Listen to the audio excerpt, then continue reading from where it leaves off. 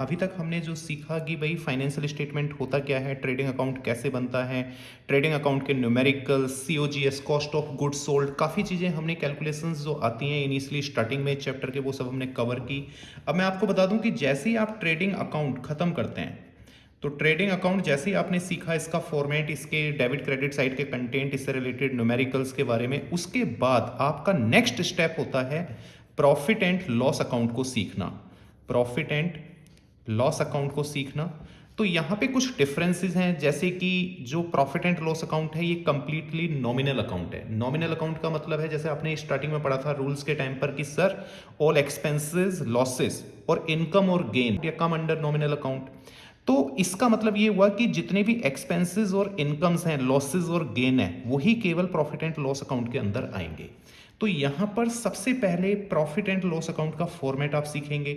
उससे पहले मैं थोड़ा सा आपको रिकैप दे दूं कि ट्रेडिंग अकाउंट में आपने सीओजीएस सीखा था। तो सीओजीएस जो है आपका कॉस्ट ऑफ गुड्स सोल्ड, आपको याद होगा कि आपने बना कैसे निकाला था, opening stock plus direct expenses plus net purchases minus closing stock, ये फॉर्मूला आपने लगाया था।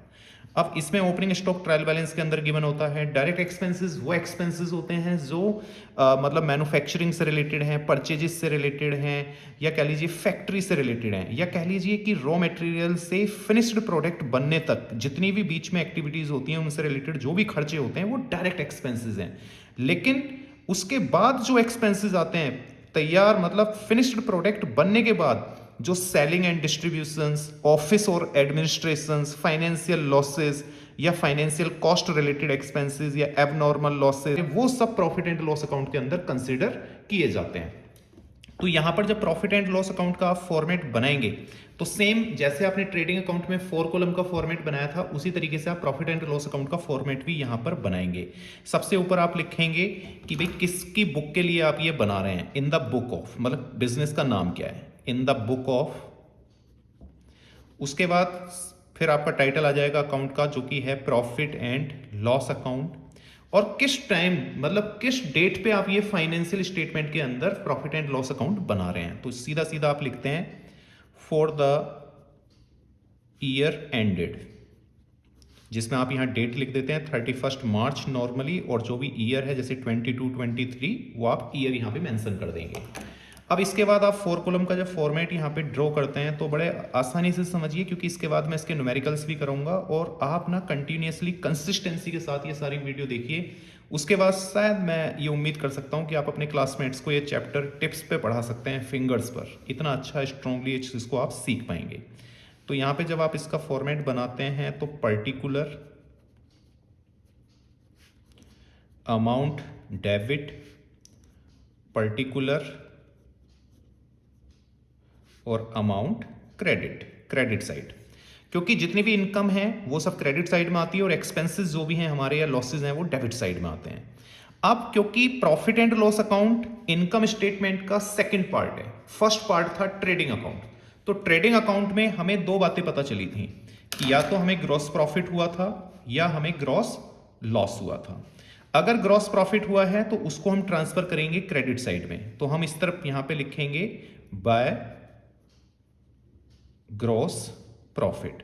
इसका मतलब यह हुआ कि प्रॉफिट एंड लॉस अकाउंट का बेस है ट्रेडिंग अकाउंट, और गलती से अगर हमें ट्रेडिंग अकाउंट के अंदर लॉस हुआ था तो लॉस को हम ट्रांसफर करते हैं डेबिट साइड में टू ग्रॉस लॉस। अच्छा, दोनों में से कोई एक ही आएगा, या तो ग्रॉस प्रॉफिट आएगा या ग्रॉस लॉस आएगा, क्योंकि बिजनेस में एक साथ लॉस और प्रॉफिट नहीं हो सकते, या तो बिजनेस को इधर प्रॉफिट होगा या लॉस होगा। इसके बाद इस साइड में अब जो हमारा डायरेक्ट प्रॉफिट या डायरेक्ट लॉस, इसको हम डायरेक्ट प्रॉफिट या डायरेक्ट लॉस भी बोल सकते हैं, जो प्राइमरी प्रॉफिट प्राइमरी लॉस है, जिसको ग्रॉस प्रॉफिट ग्रॉस लॉस बोला जाता है। यहां पर जितनी भी इनकम्स हुई हैं बिजनेस को वो सब इधर लिखी जाती हैं। तो मैं एक सीधा सीधा हेडिंग डाल देता हूं यहां पर, ऑल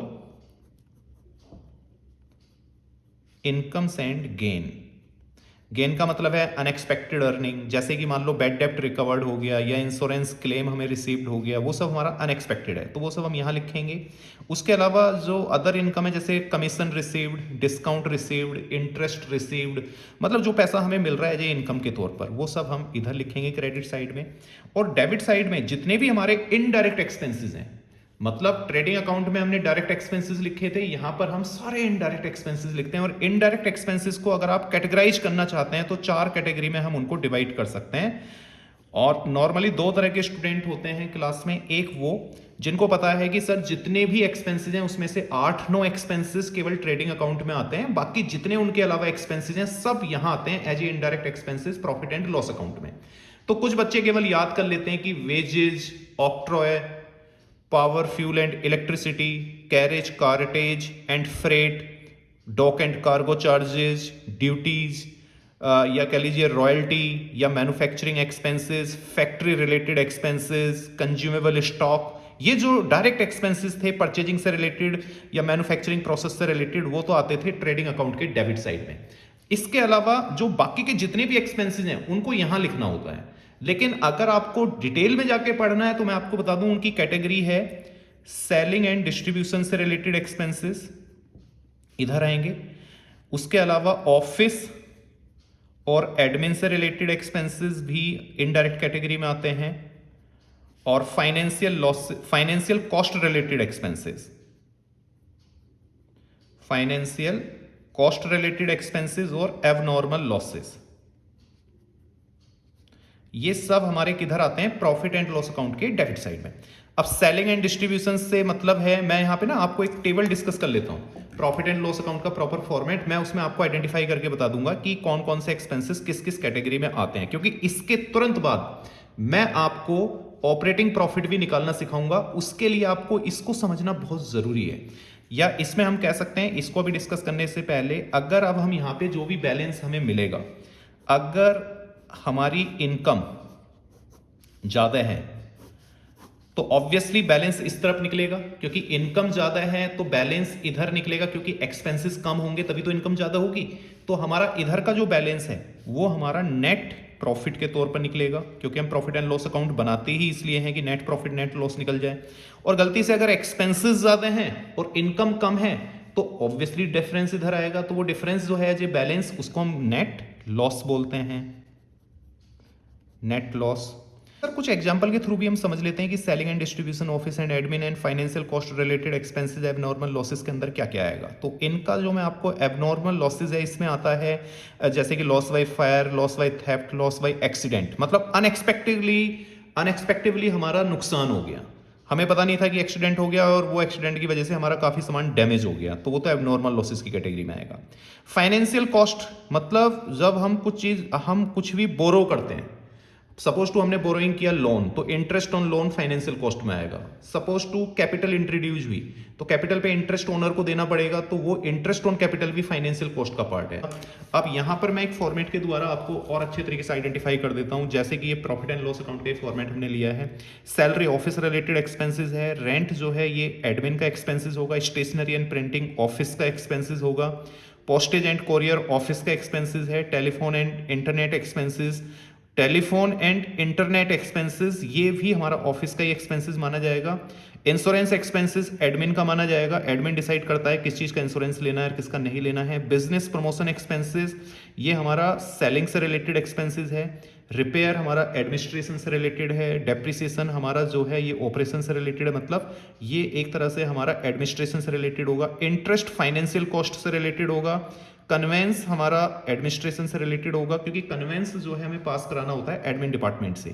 कन्वेंस का मतलब होता है किराया। और बैंक चार्जेस जो है फाइनेंशियल कॉस्ट रिलेटेड होगा।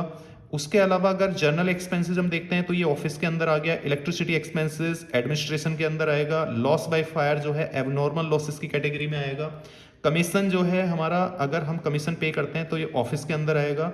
एडवर्टीजमेंट सेलिंग के अंदर आएगा। कैरेज फ्रेट आउटवर्ड आपका डिस्ट्रीब्यूशंस के अंदर आएगा।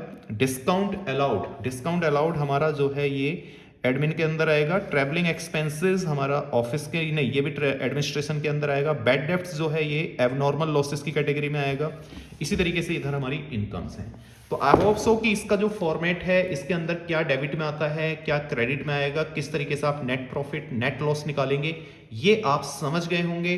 अब इसके न्यूमेरिकल्स पे हम प्रैक्टिस कर लेते हैं और उसके बाद हम ऑपरेटिंग प्रॉफिट से रिलेटेड भी यहाँ पे काफी कुछ डिस्कस करेंगे नेक्स्ट वीडियो में। Thank you so much to watch this video. Video पसंद आई है तो लाइक करें और कमेंट्स जरूर करें और इस चैनल को भी सब्सक्राइब करें बच्चों।